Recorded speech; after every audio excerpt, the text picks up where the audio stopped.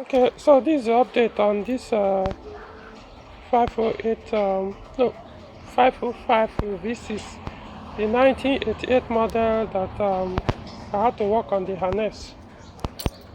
Converted the harness from 1988 to 1986. So so today I started, let me look at the car again.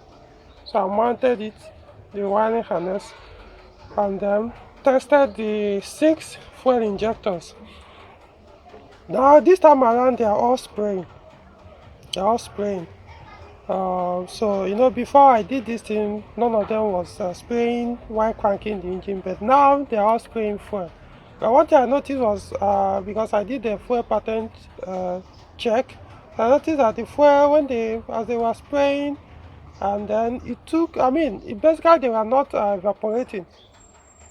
So it's as if the fuel has, we will say, expired or something. So I mounted everything back, put the injectors back on the intake manifold, cranked the engine, no start.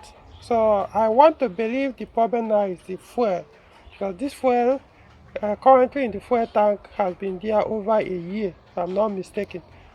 So it means I will have to drain out the entire fuel, then put a new fuel. But right now the fuel scarcity in Abuja city, so I will have to wait it out, depending when there's I don't want to spend so much buying black market while certain things are. So I will have to wait, but I'll first drain out the fuel, then see what happens. Of course, if it doesn't happen, they'll probably be looking at the distributor, because now the injection part is now perfectly working. So what is remaining now is to find out if it's from the fuel or if it's an ignition issue. From here, I've confirmed the ignition coil is working well with the ignition module. So they have not opened the distributor to check the router to know how good it is. But like I said, I don't think that's the problem. I honestly don't think so. So I will start with the one that is much easier to do than going to that distributor car.